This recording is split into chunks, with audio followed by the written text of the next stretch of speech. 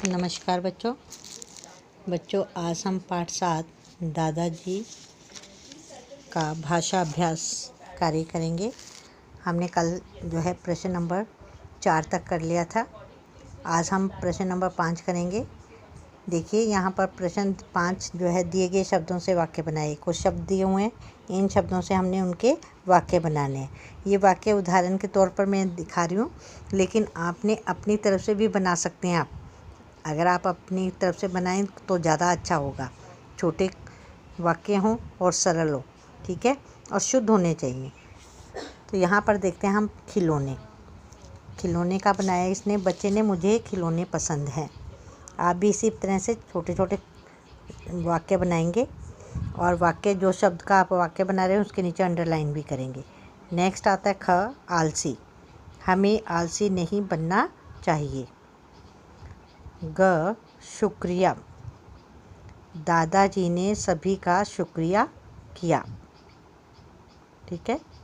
Next घ, दोस्त। आयत मेरी दोस्त है। कोई भी नाम लिख सकते हो आप, ठीक है। मुझे मेरे दोस्त बहुत प्यार करते हैं, इस तरह से भी लिख सकते हैं। कोई भी वाक्य बनाएं आप, शुद्ध बनाएं तो सब ठीक है। नेक्स्ट आ जाइए प्रश्न नंबर 6। सही शब्द चुनकर वाक्य पूरे कीजिए। यहाँ पर वाक्य दिया हुआ है, इसके पीछे वाक्य के पीछे 2 विकल्प दिए हैं, जिनमें से एक विकल्प जो सही है उसको हमने यहाँ पर भरना है। सोनाली डैश ठंड लग रही थी। को या के? को पर हमने राइट का निशान लगाया, को हमने वाक्य में यहाँ पे खाली जगह पर लिख दिया। सोनाली को ठंड लग रही थी। नेक्स्ट है ख, उसे दादाजी डैश चिंता हो रही थी। की या की, है ना। तो यहाँ पर क्या आएगा? की, बड़ी की मात्रा। उसे दादाजी की चिंता हो रही थी।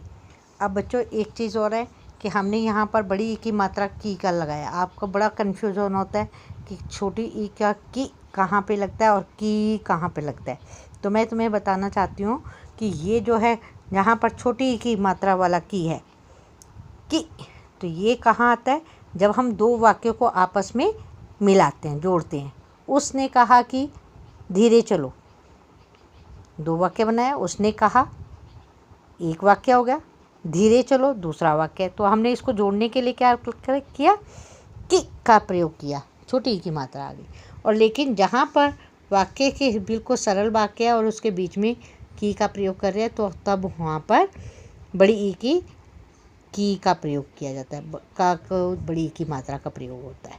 जैसे उसे दादाजी की चिंता हो रही थी, ये सरल वाक्य है, तो यहाँ पर बड़ी ई की मात्रा का प्रयोग किया जा रहा है। ठीक है। तो आपने इस बात का बहुत ज़रूर ध्यान रखना है, क्योंकि ये बार बार बच्चे आप गलती करते हो इसकी। की और की का फिर से एक बार ही रिपीट कर देते हैं कि छोटी की आ रहा है, तो वो कहाँ पर आता है? 2 वाक्यों को आपस में जोड़ने के लिए छोटी ई की मात्रा का।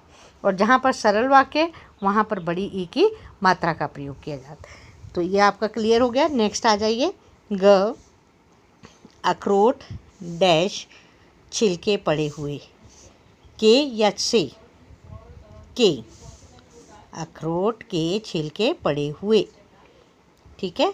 तो इस प्रकार से हमने इन शब्दों के माध्यम से, इन विकल्पों के माध्यम से हमने वाक्य को पूरा किया। नेक्स्ट आता है प्रश्न नंबर 7। ट और या ट से शब्द सीढ़ी पूरी कीजिए। ये ट जो है हलंत, जहाँ पर पूंछ लगी हुई है, इसका मतलब है कि ये जो व्यंजन है वो ट जो है आधा है। इस चीज़ का ध्यान दीजिए। और ये ट जो है पूरा है, क्योंकि ये आपने देखा होगा कि शब्द जो बनते हैं वो स्वर और व्यंजनों की सहायता से बनते हैं। यहाँ पर ट में स्वर लगा हुआ है, स्वर और व्यंजन की सहायता से ट पूरा हुआ है ना। और यहाँ पर ये ट आधा है, इसमें स्वर नहीं है, ठीक है ना। तो ऐसे शब्द से हमने यह सीढ़ी को पूरा करना है। सबसे पहले हम चित्र देखते हैं। ये लट्टू है, ये लड़का है ना, और ये घड़ा है, मोटर है, बंदर है, मटर है, टहनी कह लो। बंदर कह लो, है ना। तो अब हमने इसके आधार पर हमने जो है इस सीढ़ी को पूरा करना है। तो सबसे पहले देखिए र डैश टू,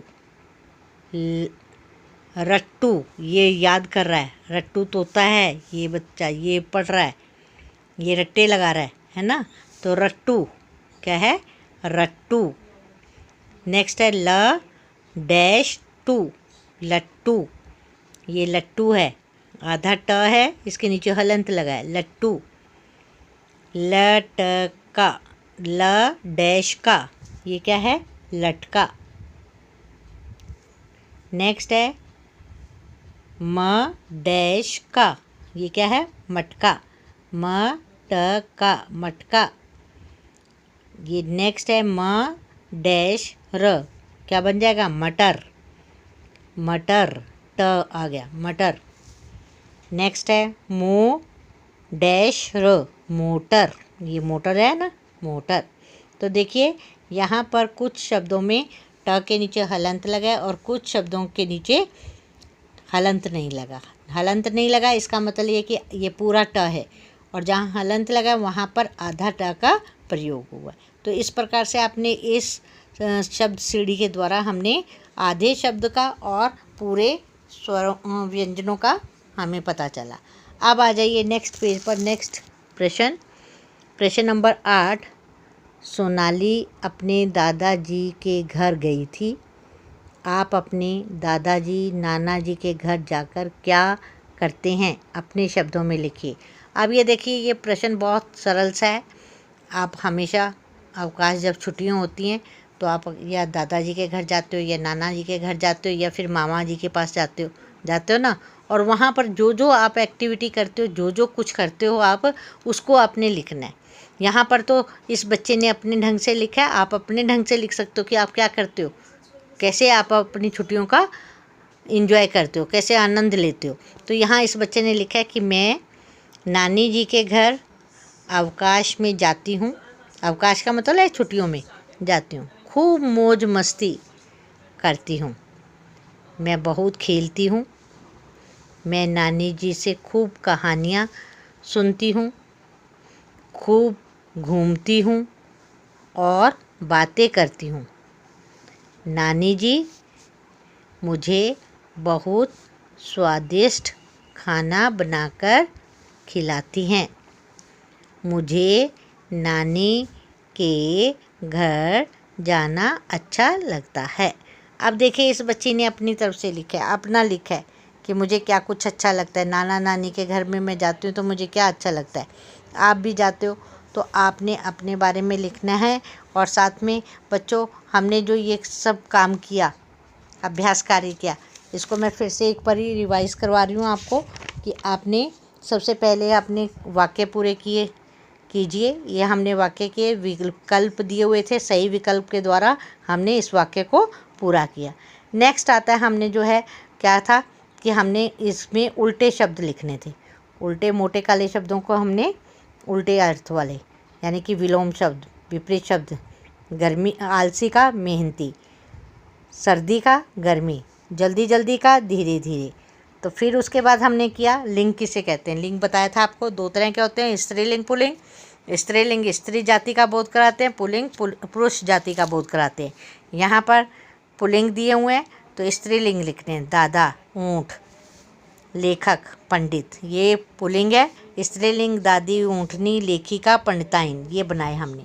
फिर नेक्स्ट है हमने बहुवचन लिखे। बहुवचन आपको बताया था दो तरह के हैं हिंदी में, एक वचन और बहुवचन। एक वचन से एक चीज़ का पता चलता है, बहुवचन से बहुत सारी चीज़ों का पता चलता है। नेक्स्ट हमने जो है किया, वाक्य बनाए थे हमने, शब्द दिए हुए, इन शब्दों के आधार पर हमने छोटे छोटे वाक्य बनाए जो कि सरल थे, आसान से बनाए। और उन वाक्यों में हमने जिन शब्दों से इस वाक्य को बनाया उसके नीचे हमने अंडरलाइन किया। नेक्स्ट हमने जो है फिर से वाक्य पूरे किए।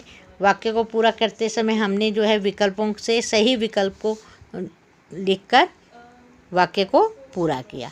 अब उसके बाद जो है हमने व्यंजन ट का बताया कि ट अगर हलंत है तो इसका मतलब ट जो है आधा है, और अगर ट में स्वर नहीं है, स्वर है तो वो पूरा है। और स्वर नहीं है तो वो आधा है। आधे के लिए ट का नीचे हलंत का प्रदर्शन किया गया है। और यहाँ पर चित्र दिया गया है। इन चित्रों के माध्यम से, इन चित्रों की सहायता से हमने जो है इस सीढ़ी को, शब्द सीढ़ी को पूरा किया। इसके बाद हमने जो है हमने लिखा यहाँ पर इस कुछ वाक्य लिखे हैं जो कि हमें, जैसे सोनाली अपनी दादाजी के घर गई थी तो उसने अपने बारे में लिखा। तो हम जो है नाना जी या दादाजी के जब घरों में जाते हैं तो हम वहाँ पर क्या कुछ करते हैं उसके बारे में हमने यहाँ पर लिखा। और हम जो है आगे भी लिख सकते हैं इसमें, क्योंकि बहुत स्पेस है। 1 लाइन छोड़कर ही लिखना, आप सुंदर सुंदर लिखना, ठीक है। तो इस प्रकार से हमने ये आज भाषा अभ्यास का कार्य किया। कल फिर मिलेंगे, तब तक के लिए नमस्कार बच्चों।